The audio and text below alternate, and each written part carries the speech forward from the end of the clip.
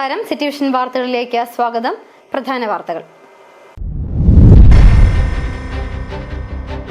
CPI മുതിർന്ന നേതാവും പീരുമേട് MLAയുമായ വാഴൂർ സോമന തോട്ടം മേഖല കണ്ണീരോടെ വിട നൽകി.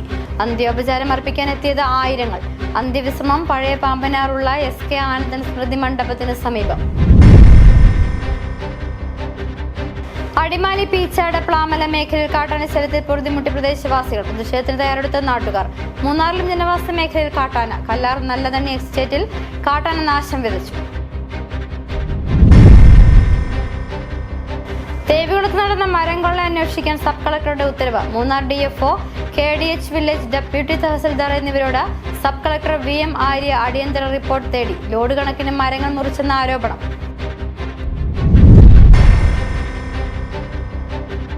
ഇന്ധന കമ്പനിയുടെ പേരിൽ ഏജൻസി നൽകാമെന്ന് വിശ്വസിപ്പിച്ച ഓൺലൈൻ തട്ടിപ്പ് സംഘം യുവാവിന്റെ 40 ലക്ഷത്തോളം രൂപ കവർന്നുവെന്ന് പരാതി. പണം നഷ്ടമായത് മൂന്നാർ സ്വദേശി മനോജ് V നായർക്ക്.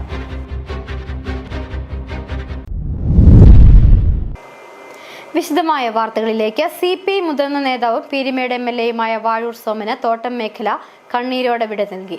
ഇന്നലെ തിരുവനന്തപുരത്ത് വെച്ചായിരുന്നു ഹൃദയാഘാതത്തെ തുടർന്ന് അന്ത്യം സംഭവിച്ചത്. തിരുവനന്തപുരത്ത് പാർട്ടി ആസ്ഥാനമായ MN സ്മാരകത്തിൽ പൊതുദർശനത്തിന് പുലർച്ചെ വീട്ടിലെത്തിച്ച മൃതദേഹം വണ്ടിപ്പെരിയാർ ടൗൺ ഹാളിൽ പൊതുദർശനത്തിന് ശേഷം വൈകിട്ടോടെ പഴയ പാമ്പനാറുള്ള SK ആനന്ദൻ സ്മൃതി മണ്ഡപത്തിന് സമീപം സംസ്കാരം നടത്തി.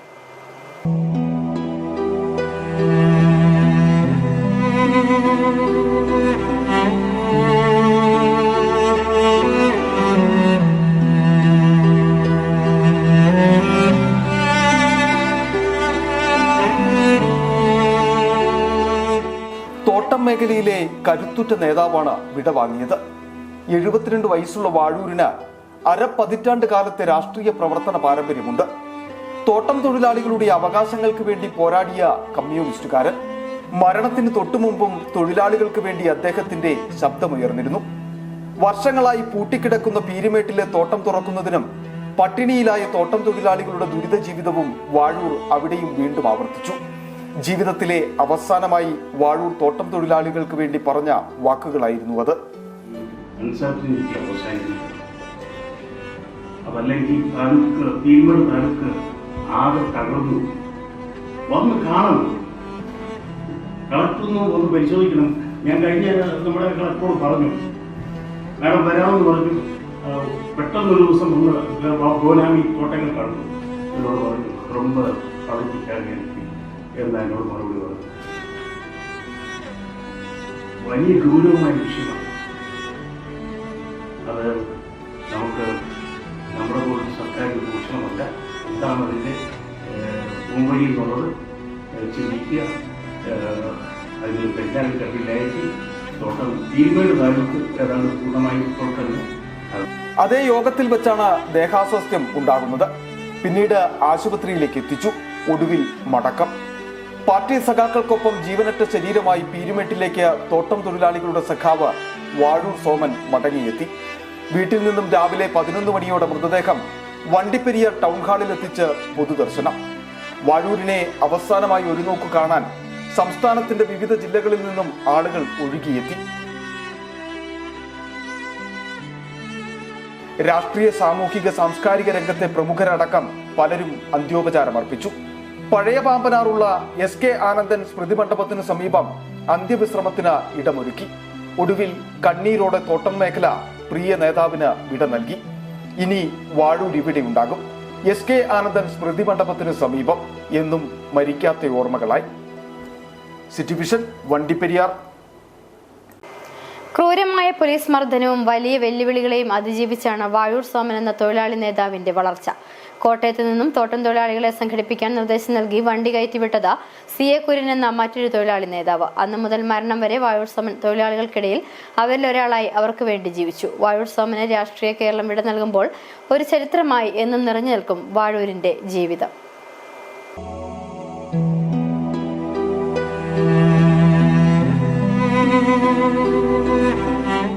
കോട്ടയം വാഴൂരിൽ 1952 കുഞ്ഞാപ്പുവിന്റെയും പാർവതിയുടെയും മകനായി ജനനം.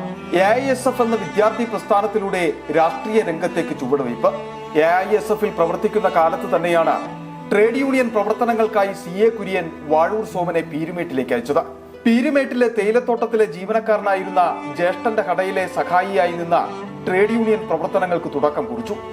തൊഴിലാളികളുടെ അവകാശങ്ങൾക്ക് വേണ്ടിയുള്ള പോരാട്ടത്തിൽ തോട്ടമുടമകൾ വാഴൂരിന്റെ ശത്രുക്കളായി.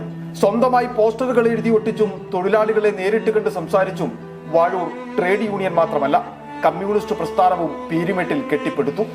അങ്ങനെ പീരുമേട് കമ്മ്യൂണിസ്റ്റ് പാർട്ടിയുടെ കരുത്തുറ്റ കോട്ടയായി മാറി. ട്രേഡ് യൂണിയന്റെ വളർച്ച മുതലാളിത്തത്തെ അലോസരപ്പെടുത്തി. തൊഴിലാളികൾക്കെതിരെ കള്ളക്കേസെടുത്തു.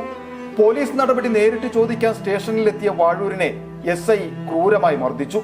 മർദ്ദനമേറ്റ് മൃതപ്രായനായ വാഴൂരിനെ പോലീസ് ജയിലിലടയ്ക്കാൻ നീക്കം നടത്തിയത് തൊഴിലാളികൾ തടഞ്ഞു. ഒടുവിൽ ആശുപത്രിയിലേക്ക് മാറ്റി. പിന്നീട് പാർട്ടി സോവിയറ്റ് യൂണിയനിൽ അയച്ച് മെച്ചപ്പെട്ട ചികിത്സ നൽകിയെങ്കിലും ഇരുമ്പുകട്ടയ്ക്കുള്ള ഇടിയേറ്റ് മുതുകിനൊരു കൂന് രൂപപ്പെട്ടു. എന്നിട്ടും തലകുനിക്കാതെ മുതുകിലെ കൂനുമായി തൊഴിലാളികൾക്കൊപ്പം അരപ്പതിറ്റാണ്ട് നീണ്ട പൊതുപ്രവർത്തനം. കഴിഞ്ഞ നിയമസഭാ തെരഞ്ഞെടുപ്പിൽ വിജയിച്ച് നിയമസഭയിലേക്കെത്തി. ജില്ലാ പഞ്ചായത്ത് സ്റ്റാൻഡിംഗ് കമ്മിറ്റി അധ്യക്ഷൻ, സംസ്ഥാന വെയർഹൌസിംഗ് ബോർഡ് അധ്യക്ഷൻ, AITC ദേശീയ പ്രവർത്തക സമിതി അംഗം, സംസ്ഥാന vice president, high range estate labour union president, CPI സംസ്ഥാന കൗൺസിൽ അംഗം എന്നീ നിലകളിലും രാഷ്ട്രീയ രംഗത്ത് കർമ്മനിരതനായിരുന്നു വാഴൂർ. ഇനി ഓർമ്മയിലെ നക്ഷത്രമാണ് Vazhoor Soman. News desk city vision. Vazhoor സോമന്റെ നിര്യാണം അതുണ്ടാക്കിയ നഷ്ടം ഒരിക്കലും CPIക്ക് മാത്രമല്ല രാഷ്ട്രീയ കേരളത്തിന് തന്നെ തീരാ നഷ്ടമാണ്. വാഴൂരിന് അനുശോചനം രേഖപ്പെടുത്തി എത്തിയവരുടെ വാക്കുകളിൽ നിന്ന് അത് വളരെ വ്യക്തവുമാണ്. രാഷ്ട്രീയ ഭേദമന്യേ വാഴൂരിനെ അനുസ്മരിക്കുകയാണ് വിവിധ രാഷ്ട്രീയ നേതാക്കളുടെ പ്രതികരണങ്ങളിലേക്ക്. നിയമസഭയ്ക്കകത്തും പുറത്തും നിയമസഭാ കമ്മിറ്റികളിലുമെല്ലാം ഇടുക്കി ജില്ലയിലെ ജനങ്ങളുടെ അവകാശങ്ങൾ, അവിടുത്തെ ഭൂപ്രശ്നങ്ങളുടെ ഗൗരവം ഇതെല്ലാം ഉൾക്കൊണ്ടുകൊണ്ട് പ്രവർത്തിച്ച, പ്രതികരിച്ച, സംസാരിച്ച, പോരാടിയ ഒരു പോരാളിയുമായി സഖാവ് വാഴൂർ സോമനെ ഇടുക്കിയിലെ എല്ലാ ജനങ്ങളും, പ്രത്യേകിച്ച് കൃഷിക്കാരും സാധാരണ ജനങ്ങളും തൊഴിലാളികളും ഓർക്കുമെന്ന് എനിക്ക് ഉറപ്പാണ്. ആ പ്രിയപ്പെട്ട സഖാവുമായിട്ടുള്ള എൻ്റെ ബന്ധം ഞാൻ ദീർഘമായി പറയുന്നില്ല. AISFൻ്റെ പ്രവർത്തകരായി കോട്ടയത്തെ വെച്ച് ആരംഭിച്ച സൗഹൃദമാണത്. പിന്നെ സോമൻ ഇടുക്കിയിലേക്ക് മാറി. ഞാനും പല വഴിക്ക് സഞ്ചരിച്ച് പല മുന്നണികളിൽ പ്രവർത്തിച്ച് നിരന്തരമായി കാണുന്ന ആ അവസ്ഥ ഇല്ലാതായെങ്കിൽ പോലും പഴയ ബന്ധത്തിൻ്റെ ഊഷ്മളത, ആ കാലത്തിൻ്റെ സ്നേഹം എല്ലാ കാലത്തും സോമൻ എനിക്കായി മാറ്റിവെച്ചിട്ടുണ്ട്. ആ ബന്ധത്തിൻ്റെ പറ്റിയും എനിക്ക് പറയാൻ ഒരുപാടുണ്ട്. അതൊന്നും പറയാൻ ഇതെല്ലാം നേരം. ആ പ്രിയപ്പെട്ട സഖാവിൻ്റെ, സഹപ്രവർത്തകൻ്റെ, ആ തലമണിക്കാത്ത പോരാളിയുടെ സ്മരണയ്ക്ക് മുമ്പിൽ ഞാൻ കമ്മ്യൂണിസ്റ്റ് പാർട്ടിക്ക് വേണ്ടി സ്നേഹപൂർവ്വം തലകുനിക്കുന്നു. കമ്മ്യൂണിസ്റ്റ് പാർട്ടിയിൽ വളരെ വ്യത്യസ്തമായ ഒരു പ്രവർത്തന ശൈലിയുള്ളവരായിരുന്നു. നിരവധിയായ കേസുകൾ, പോലീസ് മർദ്ദനങ്ങൾ, അതൊക്കെ അദ്ദേഹത്തിൻ്റെ ആരോഗ്യത്തെയും വളരെ ബാധിച്ചിട്ടുണ്ട്. അദ്ദേഹത്തിൻ്റെ പാർട്ടിയോടുമായിട്ടുള്ള അദ്ദേഹത്തിൻ്റെ ഒരു ബന്ധം വളരെ അസാധാരണമാണ്. പോലീസ് മർദ്ദനമേറ്റ് ആരോഗ്യം വളരെ മോശമായിരുന്ന സാഹചര്യത്തിൽ കമ്മ്യൂണിസ്റ്റ് പാർട്ടി അദ്ദേഹത്തെ സോവിയറ്റ് യൂണിയനിൽ അയച്ച് അദ്ദേഹത്തിന് ലഭ്യമാകുന്ന എല്ലാ വിദഗ്ധ ചികിത്സയും നൽകി പാർട്ടിയോടൊപ്പം കൂടെ നിർത്തി അദ്ദേഹം പാർട്ടിയോടൊപ്പം ജീവിച്ച് ഒരു ട്രേഡ് യൂണിയൻ പ്രവർത്തകനും രാഷ്ട്രീയ പ്രവർത്തകനും എങ്ങനെയായിരിക്കണം എന്നതിനെ സംബന്ധിച്ച് ഒരു പൊതുസമൂഹത്തിന് മാതൃകയായി കാണാൻ കഴിയുന്ന ഒരു നേതാവായിരുന്നു ശ്രീ വാഴൂർ സോമൻ. പീരുമേട് MLA സഖാവ് വാഴൂർ സോമൻ്റെ നിര്യാണം ഇടതുപക്ഷ ജനാധിപത്യ മുന്നണിക്ക് വലിയ നഷ്ടമാണ് ഉണ്ടാക്കിയിട്ടുള്ളത്. കഴിഞ്ഞ കുറേ പതിറ്റാണ്ടുകളായി പീരുമേട്ടിലെയും ഇടുക്കി ജില്ലയിലെയും തോട്ടം തൊഴിലാളികളുടെ അവകാശ പോരാട്ടങ്ങൾക്ക് വേണ്ടി നിതാന്തമായിട്ടുള്ള ജാഗ്രതയും സമരവും പ്രക്ഷോഭവും സംഘടിപ്പിക്കുന്നതിൽ ശ്രദ്ധ പുലർത്തിയ ഒരു ധീരനായ സഖാവിനെയാണ് ഇപ്പോൾ പീരുമേട് നഷ്ടമായിട്ടുള്ളത്. അദ്ദേഹം രാഷ്ട്രീയത്തിൽ നിന്ന് വലിയ സമ്പത്തുണ്ടാക്കുക എന്നുള്ള ലക്ഷ്യത്തോടു കൂടി പ്രവർത്തിക്കുന്ന ആളായിരുന്നില്ല. അതുപോലെ സ്വന്തം ആളുകളെ തിരികെ കയറ്റാൻ വേണ്ടിയുള്ള പരിശ്രമങ്ങളും അദ്ദേഹത്തിൻ്റെ നടത്തിയിട്ടില്ല. എല്ലാ വിഭാഗം ആളുകളുമായിട്ടും, രാഷ്ട്രീയത്തിന് അതീതമായി എല്ലാ വിഭാഗം ആളുകളുമായിട്ടും അദ്ദേഹം നല്ല ബന്ധമുണ്ടായിരുന്നു. നല്ല വിദ്യാഭ്യാസം, അതുപോലെ തന്നെ നല്ല കാര്യങ്ങളൊക്കെ നന്നായിട്ട് പഠിച്ചവതരിപ്പിക്കുക. അതോടൊപ്പം തന്നെ സർവകക്ഷി യോഗങ്ങളിലും സർക്കാർ യോഗങ്ങളിലുമൊക്കെ തന്നെ കാര്യങ്ങൾ പഠിച്ച് വളരെ കാലിക പ്രസക്തമായ കാര്യമാത്ര പ്രസക്തമായ കാര്യങ്ങൾ അവതരിപ്പിക്കുക. ആ നിലക്ക് ശ്രദ്ധേയനായിരുന്നു അദ്ദേഹം, നല്ല പ്രാസംഗികനായിരുന്നു. എന്തായാലും നമുക്ക് പീരുമേടിനെ വലിയ നഷ്ടമാണ് ഉണ്ടായിട്ടുള്ളത്. ഒരു പൊതുപ്രവർത്തകൻ എന്ന നിലയിൽ അദ്ദേഹത്തിന് അകാലത്തിലുള്ള വേർപാടാണെന്ന് വേണമെങ്കിൽ നമുക്ക് പറയാൻ കഴിയും. അടിമാലി പീച്ചാട് പ്ലാമല മേഖലയിൽ കാട്ടാനശല്യത്തിൽ പൊറുതിമുട്ടി പ്രദേശവാസികൾ. ജനവാസ മേഖലയിൽ ഇറങ്ങിയ കുട്ടിക്കൊമ്പനെ നാടുകടത്തണമെന്നാണ് ആവശ്യം. അല്ലാത്തപക്ഷം ശക്തമായ സമര പരിപാടികൾക്ക് നേതൃത്വം കൊടുക്കുമെന്നും പ്രദേശവാസികൾ പറഞ്ഞു.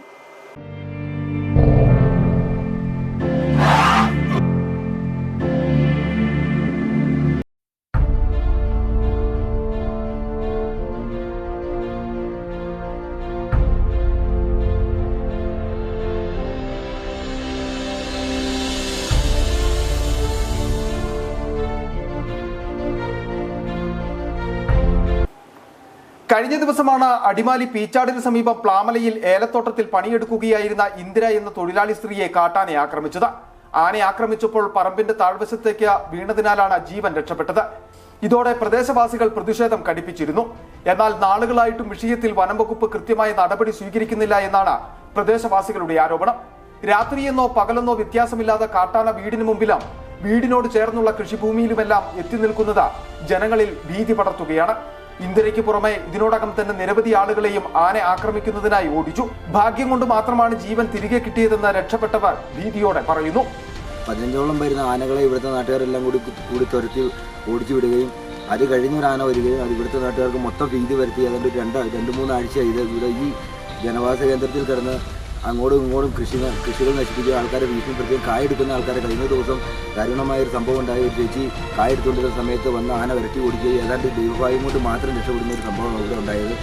മേഖലയിൽ 35ഓളം വീടുകളിലായി കൊച്ചുകുട്ടികളും മുതിർന്നവരുമടക്കം താമസിക്കുന്നുണ്ട്. 60-ലേറെ അന്യസംസ്ഥാന തൊഴിലാളികളും മേഖലയിൽ താമസിച്ചു പണിയെടുക്കുന്നവരാണ്. സമാധാനമായി ഇപ്പോൾ വീട്ടിൽ ഉറങ്ങാൻ കഴിയുന്നില്ലെന്നും പ്രദേശവാസികൾ പറയുന്നു. പ്ലാമലയിലെ ജനവാസ മേഖലയിൽ നാളുകളായി കാട്ടാനകൾ കൃഷിനാശം വരുത്തുകയാണ്. ഏക്കർ കണക്കിന് കൃഷിഭൂമിയാണ് ഇതിനോടകം കാട്ടാന നശിപ്പിച്ചത്. കൃഷി വരുമാന മാർഗമാക്കി മുൻപോട്ട് പോയിരുന്നവർ ഇതോടെ പ്രതിസന്ധിയിലായി.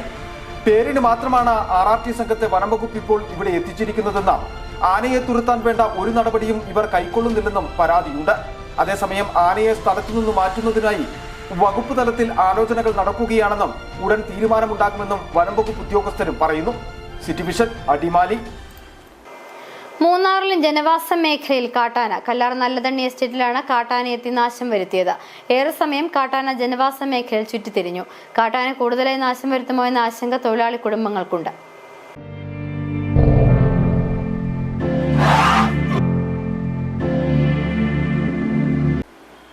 മൂന്നാറിലെ തോട്ടം മേഖലയിൽ കാട്ടാനശല്യം അവസാനിക്കുന്നില്ല.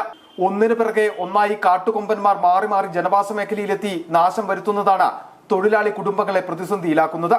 വിരിഞ്ഞ കൊമ്പൻ എന്നു പേരുള്ള കാട്ടാന കല്ലാർ നല്ലതണ്ണി എസ്റ്റേറ്റിലാണ് ഭീതി പരത്തിയത്. ആന പ്രദേശത്ത് കൃഷിനാശം വരുത്തി. ഏറെ സമയം കാട്ടാന ജനവാസ മേഖലയിൽ ചുറ്റിത്തിരിഞ്ഞു. കാട്ടാന കൂടുതലായി നാശം വരുത്തുമോ എന്ന ആശങ്ക തൊഴിലാളി കുടുംബങ്ങൾക്കുണ്ട്. ലയങ്ങൾക്ക് നേരെയും മറ്റും കാട്ടാന ആക്രമണം നടത്തിയാൽ വലിയ അപകടങ്ങൾക്ക് വഴിയൊരുക്കും. രാത്രികാലങ്ങളിലും പുലർച്ചയിലുമൊക്കെ കാട്ടാന പേടിയിലാണ് തൊഴിലാളികൾ പുറത്തിറങ്ങുന്നത്. മഴക്കാലമായിരുന്നിട്ട് കൂടി കാട്ടാനകൾ കാടിറങ്ങി ഭീതി പരത്തുന്നതിൽ തൊഴിലാളി കുടുംബങ്ങൾക്കിടയിൽ വലിയ ആശങ്കയുമുണ്ട്. മഴ മാറി വേനൽക്കാലം ആരംഭിക്കുന്നതോടെ കാട്ടാന ശല്യം വർദ്ധിക്കുമോ എന്നതാണ് തൊഴിലാളി കുടുംബങ്ങളെ ആശങ്കയിലാഴ്ത്തുന്ന ഏറ്റവും പ്രധാന കാര്യം. City vision, Munnar. താലൂക്ക് ആസ്ഥാനമായ ദേവികുളത്ത് നടന്ന മരം കൊള്ള അന്വേഷിക്കാൻ സബ് കളക്ടറുടെ ഉത്തരവ്. Munnar DFO, KDH village deputy tahsildar എന്നിവരോടാണ് സബ് കളക്ടർ VM ആര്യ അടിയന്തര റിപ്പോർട്ട് തേടിയത്. ദേവികുളം RD ഓഫീസിന് സമീപം സർവേ നമ്പർ 20/1-ൽപ്പെട്ട ഭൂമിയിൽ നിന്നാണ് കാട്ടുമരങ്ങൾ ഉൾപ്പെടെ ലോഡ് കണക്കിന് മരങ്ങൾ മുറിച്ചു കടത്തിയത്. സ്വകാര്യ വ്യക്തിയുടെ വീടിന് സമീപം അപകടാവസ്ഥയിലുള്ള മരങ്ങൾ മുറിച്ചതിന്റെ മറവിലാണ് സർക്കാർ ഭൂമിയിലെ മരങ്ങളും അനുമതിയില്ലാതെ മുറിച്ചു കടത്തിയെന്ന ആക്ഷേപം ഉയർന്നിട്ടുള്ളത്.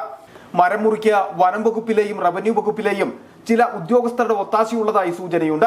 ഈ സാഹചര്യത്തിലാണ് മരം കൊള്ള അന്വേഷിക്കുവാൻ സബ് കളക്ടർ ഉത്തരവിട്ടത്.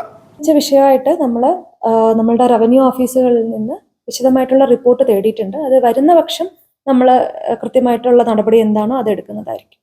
റവന്യൂ വനം വകുപ്പുകളുടെ മൂക്കിന് താഴെ ലക്ഷങ്ങളുടെ മരംകൊള്ള നടന്നതായാണ് ആരോപണം. കാട്ടുമരങ്ങൾ ഉൾപ്പെടെ ലോഡ് കണക്കിന് മരങ്ങൾ ഇതിനോടകം മുറിച്ചു കടത്തി കഴിഞ്ഞു. വനം വകുപ്പിന്റെ DFO റേഞ്ച് ഓഫീസുകളുടെ തൊട്ടടുത്താണ് സംഭവം നടന്നത്. ഗ്രാൻഡീസ്, കാട്ടുമരങ്ങൾ എന്നിവ വാഹനത്തിൽ കയറ്റിക്കൊണ്ടുപോയത് വനം വകുപ്പ് ഓഫീസുകൾക്ക് മുന്നിലൂടെയാണ്. ഉദ്യോഗസ്ഥരുടെ മൗനാനുവാദം സംഭവത്തിൽ ഉണ്ടെന്നും ആരോപണമുണ്ട്. City vision, Munnar. ഇന്ധന കമ്പനിയുടെ പേരിൽ ഏജൻസി നൽകാമെന്ന് വിശ്വസിപ്പിച്ച ഓൺലൈൻ തട്ടിപ്പ് സംഘം യുവാവിന്റെ 40 ലക്ഷത്തോളം രൂപ കവർന്നുവെന്ന പരാതി. മൂന്നാർ സ്വദേശി മനോജ് വി നായർക്കാണ് പണം നഷ്ടപ്പെട്ടത്. ഇയാൾ നൽകിയ പരാതിയുടെ അടിസ്ഥാനത്തിൽ മൂന്നാർ പോലീസ് അന്വേഷണം ആരംഭിച്ചു. ഇന്ധന കമ്പനിയുടെ പേരിൽ ഏജൻസി നൽകാമെന്ന് വിശ്വസിപ്പിച്ചാണ് മൂന്നാർ സ്വദേശിയുടെ പക്കൽ നിന്നും 40 ലക്ഷത്തോളം രൂപ കവർന്നത്. തൃശൂരിൽ ഏജൻസി നൽകുന്നതിനായിട്ടായിരുന്നു മൂന്നാർ സ്വദേശി മനോജ് പണം നൽകിയത്. ഏജൻസിക്കുള്ള അപേക്ഷാ വിവരങ്ങൾ ഓൺലൈനായാണ് ഇദ്ദേഹത്തിന് ലഭിച്ചത്.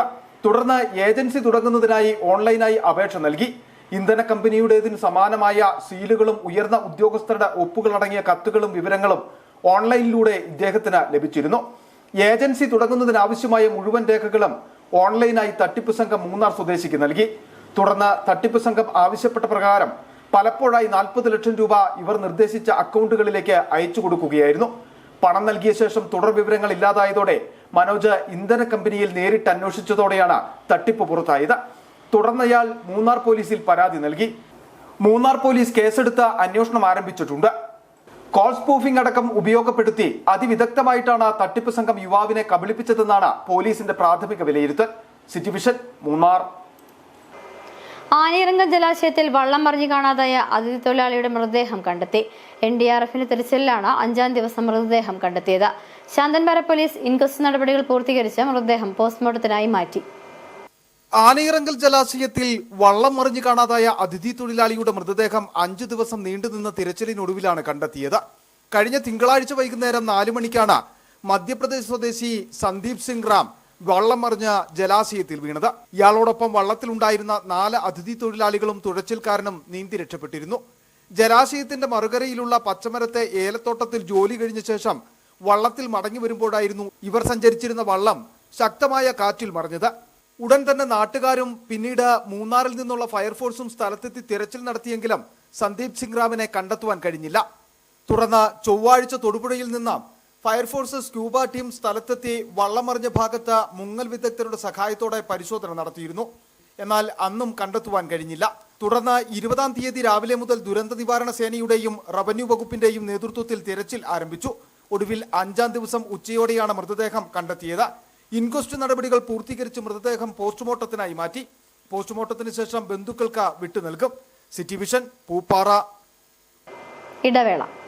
ഞാനിപ്പോൾ ഉള്ളത് ഇടുക്കി രാമക്കൽമേട്ടിനും കാറ്റാടിപ്പാടത്തിനും ഇടയിലുള്ള തൂക്കുപാലത്ത് സ്ഥിതി ചെയ്യുന്ന സാൻവിക ഇന്നിലാണ്. സാൻവിക ഇന്നിന്റെ ഏറ്റവും വലിയ പ്രത്യേകത എന്ന് പറയുന്നത് ഈ കാണുന്ന ഒരേ സമയം 1000-ൽ പരം ആളുകളെ ഉൾക്കൊള്ളിക്കാൻ പറ്റുന്ന ഈ ഒരു ഓഡിറ്റോറിയം ആണ്. നമുക്കൊരു ഗ്രൂപ്പ് ഇവന്റോ ഡെസ്റ്റിനേഷൻ മാരേജ് ഫംഗ്ഷനോ ഒക്കെ പ്ലാൻ ചെയ്യുകയാണെങ്കിൽ ഈ ഒരു ഹാള് അതിന് പറ്റിയ ഒരു ഓപ്ഷൻ ആയിരിക്കും. ഇനി പേഴ്സണൽ ഫംഗ്ഷൻസ് ഒക്കെ മാറ്റി പ്രൊഫഷണൽ ഓർ ഒഫീഷ്യൽ പ്രോഗ്രാംസിനായിട്ടൊരു പ്ലേസ് ആണ് നോക്കുന്നതെങ്കിൽ like board meeting, annual meeting, presentation ഇതൊക്കെ നടത്താൻ പറ്റിയ വെൽ എക്വിപ്ഡ് ആയിട്ടുള്ള ഈ കാണുന്ന ഒരു മീറ്റിംഗ് റൂമും സാൻവിക്കയിലുണ്ട്. ഇനി സ്റ്റേക്കേഷൻ നോക്കുന്നവർക്കാണെങ്കിൽ റൂംസിന്റെ കാര്യത്തിലും ഒരു ടെൻഷനും വേണ്ട കേട്ടോ. ഡിഫറെന്റ് കാറ്റഗറി ഓഫ് റൂംസ് സാൻവിക്കയിൽ അവൈലബിൾ ആണ്. ഡീലക്സ് റൂം ആണെങ്കിലും ഹണിമൂൺ കപ്പിൾസിന് സ്പെഷ്യൽ റൂം, ഇനി അതല്ല ഒരു ഫാമിലിക്ക് ആയിട്ടാണെങ്കിൽ നല്ല ജാക്കൂസിയും നല്ല വ്യൂ വരുന്ന ബാൽക്കണിയും ഒക്കെയുള്ള സ്പേഷ്യസ് ആയിട്ടുള്ള സ്യൂട്ട് റൂമും സാൻവിക്കയിലുണ്ട്. ഇനി എന്റർടൈൻമെന്റ് ഫുഡിന്റെ കാര്യത്തിലാണെങ്കിലും no compromise. Yes, in house Zumba training, restaurant, pool, campfire, sightseeing തുടങ്ങിയ എല്ലാ എന്റർടൈൻമെന്റ്സും സാൻവിക നമുക്കായിട്ട് ഇവിടെ ഒരുക്കിയിട്ടുണ്ട്. കേരളത്തിൽ പ്രകൃതി ഭംഗി ആസ്വദിച്ച് ഒരു ഡെസ്റ്റിനേഷൻ ഇവന്റ് സ്റ്റേക്കേഷൻ പ്ലാൻ ചെയ്യുകയാണെങ്കിൽ അതിന് പറ്റിയ ഒരു ഇടമാണ് ഇടുക്കിയുടെ മടിത്തട്ടിൽ സ്ഥിതി ചെയ്യുന്ന സാൻവിക ഇൻ. അപ്പൊ എങ്ങനെ അടുത്ത ട്രിപ്പ് സാൻവിക്കയിലോട്ട് പ്ലാൻ ചെയ്യല്ലേ? ആദ്യമായിട്ടായിരുന്നു അവൾക്കൊരു സമ്മാനം വാങ്ങാൻ പോകുന്നത്. പക്ഷേ അവളുടെ ഇഷ്ടങ്ങളൊക്കെ മറ്റൊന്നായിരുന്നു. എനിക്ക് നിറവേറ്റാവുന്നതിലും അപ്പുറം.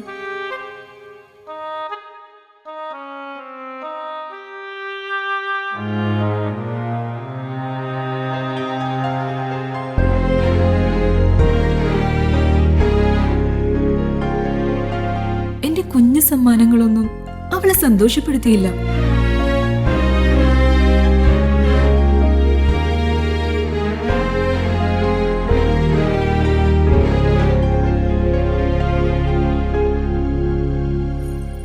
അപ്പോഴാണ് അവൾ അവൾക്ക് നേരെ ആ കൈകൾ നീളുന്നത്. അന്ന് അവളുടെ മുഖത്ത് കണ്ട ചിരി അതൊരു വിശ്വാസത്തിന്റെ പാരമ്പര്യമാണ്. നിങ്ങളുടെ സ്നേഹം പോൽ പരിശുദ്ധമായ സ്വർണം വിശ്വസ്തയോടെ Alunkal jewellery, NH road, Adimali. ഞങ്ങൾ നഗരമധ്യത്തിലല്ല, ജനമധ്യത്തിലാണ്. സ്ത്രീ സൃഷ്ടികളിൽ ഏറ്റവും പരിശുദ്ധയായ ഒന്ന്. ആ പരിശുദ്ധിക്ക് നിറം കൂട്ടുന്ന ഒന്നാണ് അവരുടെ ആത്മവിശ്വാസം. അതിനാൽ ഞങ്ങൾ മനസ്സിലാക്കുന്നു, നിങ്ങൾ അർഹിക്കുന്നു KG's ജ്വല്ലറിയുടെ അതുല്യമായ ആഭരണങ്ങൾ. KG's ജ്വല്ലറി, കോട്ടയം കട, സിൻസ് 1950. പരിശുദ്ധ സ്വർണം വിശ്വസ്ത കരങ്ങളിലൂടെ. ആ ഷോപ്സ് കട്ടപ്പന, ചെറുതോണി, അടിമാലി, നെടുങ്കണ്ടം, രാജാക്ക.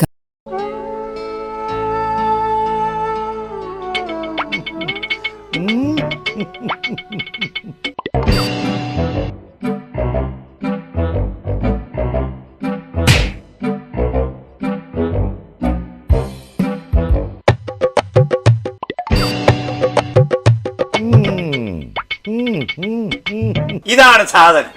ഇവനെ അങ്ങ് പ്രയോഗിച്ചാൽ ഏതേലവും സൂപ്പറായിട്ട് കായ്ക്കും. എല്ലാ പൂക്കളും കായാകുന്നതിന് ബെൻസാവൈറ്റ്, ചൊറിയില്ലാത്ത കായ്കൾക്കായി സൾഫോസ്, കൂടാതെ അമിൻഡ, ഹീര, ഡോറിസ്, വെൽവെറ്റ്. കർഷകന്റെ പ്രതീക്ഷയ്ക്കൊത്ത ഉൽപാദനം വർദ്ധിക്കാൻ വൈറ്റ്ഫീൽഡ് ഇന്റർനാഷണലിന്റെ ഉൽപ്പന്നങ്ങൾ ഉപയോഗിക്കൂ. വീണ്ടും വാർത്തകളിലേക്ക്. പട്ടികവർഗ മേഖലയിൽ സംസ്ഥാന സർക്കാർ നടപ്പിലാക്കുന്ന പദ്ധതികൾ പൂർണ്ണമായും പ്രയോജനപ്പെടുത്തണമെന്ന് സംസ്ഥാന വനിതാ കമ്മീഷൻ അംഗം അഡ്വക്കേറ്റ് എലിസബത്ത് മാമൻ മത്തായി. കേരള വനിതാ കമ്മീഷന്റെ ആഭിമുഖ്യത്തിൽ പട്ടികവർഗ മേഖലയിലെ വനിതകൾക്കായി അടിമാലിയിൽ നടത്തിയ ശില്പശാല ഉദ്ഘാടനം ചെയ്യുകയായിരുന്നു വനിതാ കമ്മീഷൻ അംഗം. പട്ടികവർഗ വിഭാഗത്തിന്റെ ഉന്നമനത്തിനായി എല്ലാ മേഖലയിലും നിരവധി പദ്ധതികളാണ് സർക്കാർ നടപ്പിലാക്കുന്നത്. ഇത്തരം പദ്ധതികൾ കൃത്യമായി മനസ്സിലാക്കി അവകാശം നേടിയെടുക്കണമെന്ന് വനിതാ കമ്മീഷൻ അംഗം അഡ്വക്കേറ്റ് എലിസബത്ത് മാമൻ മത്തായി ഉദ്ഘാടന പ്രസംഗത്തിൽ പറഞ്ഞു. പട്ടികവർഗ മേഖലയിൽ അടിമാലിയിൽ ഉള്ള വനിതകളെ പ്രത്യേകം സന്ദർശിക്കണം.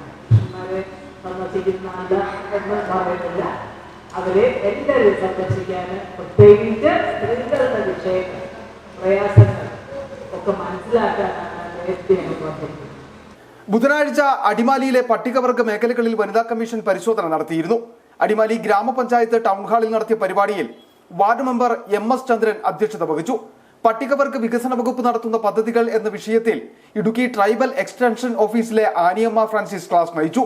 പട്ടികവർഗ മേഖലയിൽ വർദ്ധിച്ചുവരുന്ന ലഹരിയുടെ ഉപയോഗത്തെ സംബന്ധിച്ച ലഹരിയുടെ വിപത്ത് എന്ന വിഷയത്തിൽ Devikulam Janamaithri excise squad assistant inspector Suneesh Kumar KV class നയിച്ചു. വനിതാ commission research officer AR Archana, Adimali tribal extension officer Manu Murali, tribal promoters, വനിതകൾ തുടങ്ങിയവർ പരിപാടിയിൽ പങ്കെടുത്തു. City vision, Adimali. റബ്ബറിന്റെ വിലയിടിവ് റബ്ബർ കർഷകരെ ദുരിതത്തിലാക്കുന്നു. വില ഉയരാത്തത് കർഷകർക്ക് ഇരട്ടി പ്രഹരമാവുകയാണ്.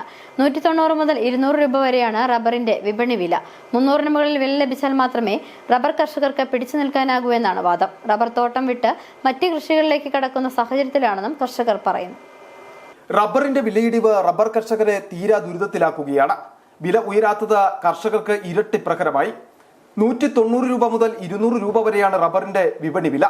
300-ന് മുകളിൽ ലഭിച്ചാൽ മാത്രമേ റബ്ബർ കർഷകർക്ക് പിടിച്ചു നിൽക്കാനാകൂ എന്നാണ് വാദം. പലരും റബ്ബർ കൃഷി തന്നെ ഉപേക്ഷിച്ചിരിക്കുന്ന അവസ്ഥയുണ്ട്. കൂലി നൽകി ടാപ്പിംഗ് നടത്തിയാൽ കൂലിച്ചെലവ് കഴിഞ്ഞാൽ ബാക്കി ഒന്നുമില്ലാത്ത അവസ്ഥയെന്നാണ് കർഷകർ പറയുന്നത്. റബ്ബർ തോട്ടങ്ങൾ കാട് കയറിയും റബ്ബർ വെട്ടാതെയും നശിക്കുന്ന അവസ്ഥയുണ്ട്. കൂലിക്ക് ആളെ കിട്ടാനില്ലാത്തതും റബ്ബറിന് വില ഉയരാത്തതും കർഷകരെ ബുദ്ധിമുട്ടിലാക്കുന്നു. ഇതുമൂലം റബ്ബർ തോട്ടം വിറ്റ് മറ്റു കൃഷികളിലേക്ക് കടക്കേണ്ട സാഹചര്യത്തിലാണെന്നും കർഷകർ പറയുന്നു.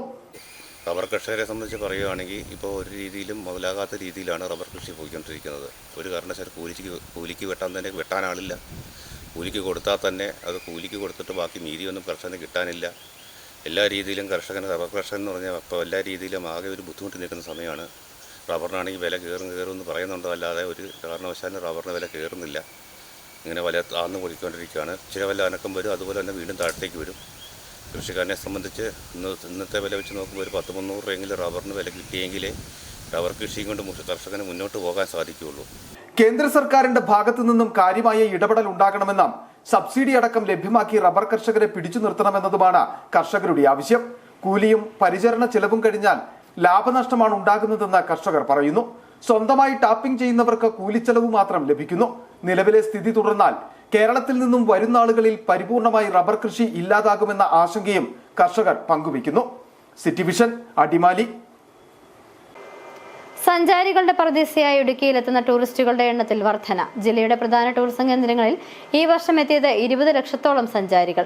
കനത്ത മഴ മൂലം വിനോദസഞ്ചാര കേന്ദ്രങ്ങൾ കുറേ ദിനങ്ങൾ അടച്ചിട്ടുവെങ്കിലും കഴിഞ്ഞ വർഷങ്ങളെ അപേക്ഷിച്ച് ഇത്തവണ ടൂറിസ്റ്റുകളുടെ എണ്ണം വർദ്ധിച്ചുവെന്നാണ് ഇതുവരെയുള്ള കണക്കുകൾ സൂചിപ്പിക്കുന്നത്. ഈ വർഷം ജൂലൈ വരെയുള്ള കണക്കുകൾ പ്രകാരം 19,42,354 ടൂറിസ്റ്റുകൾ ജില്ലാ ടൂറിസം പ്രൊമോഷൻ കൗൺസിലിന്റെ കീഴിലുള്ള 12 വിനോദസഞ്ചാര കേന്ദ്രങ്ങൾ സന്ദർശിച്ചു. കഴിഞ്ഞ വർഷം ഈ കേന്ദ്രത്തിലെത്തിയത് 33,86,012 സഞ്ചാരികളാണ്. 22,22,043 ടൂറിസ്റ്റുകൾ ജില്ലയിലെത്തി.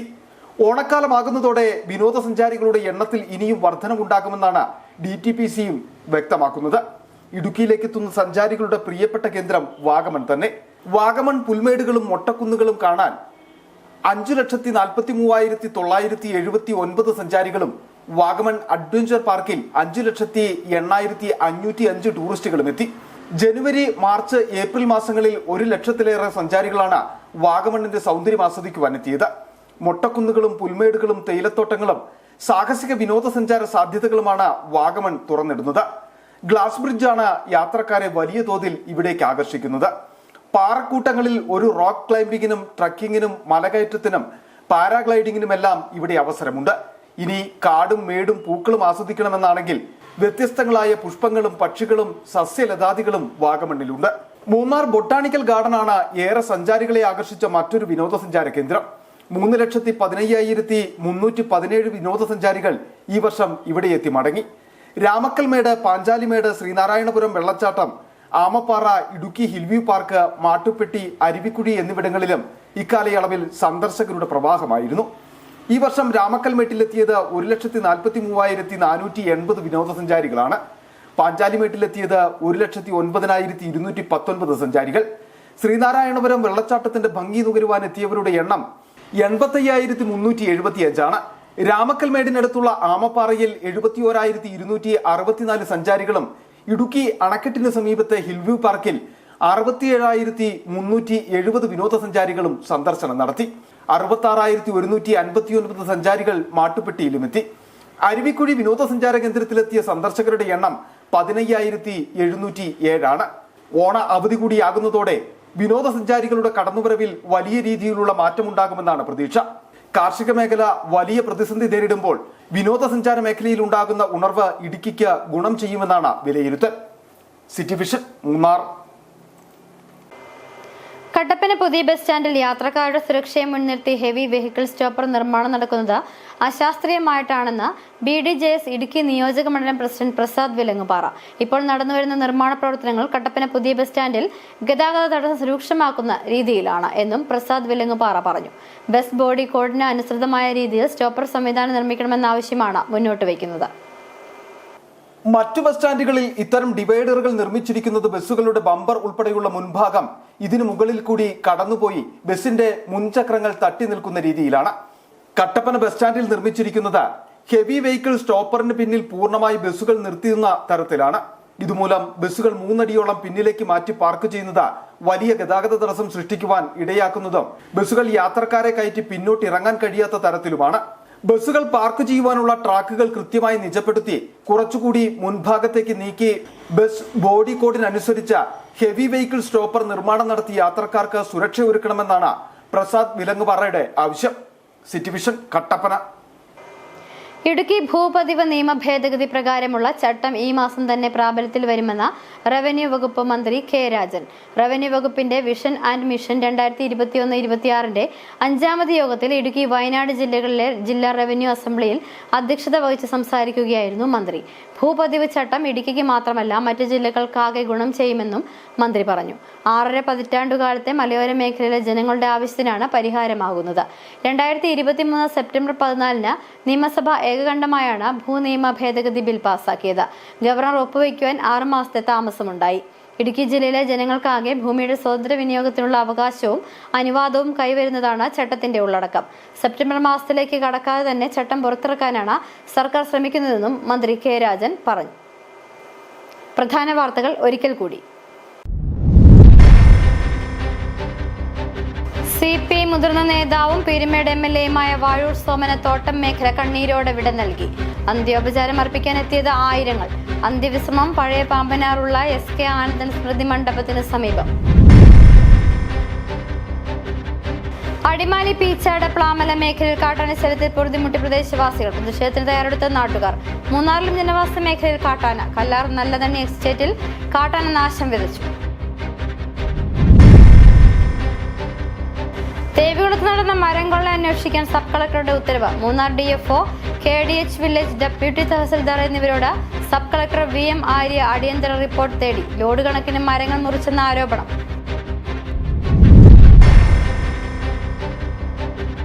ഇന്ധന കമ്പനിയുടെ പേരിൽ ഏജൻസി നൽകാമെന്ന് വിശ്വസിപ്പിച്ച ഓൺലൈൻ തട്ടിപ്പ് സംഘം യുവാവിന്റെ 40 ലക്ഷത്തോളം രൂപ കവർന്നുവെന്ന് പരാതി.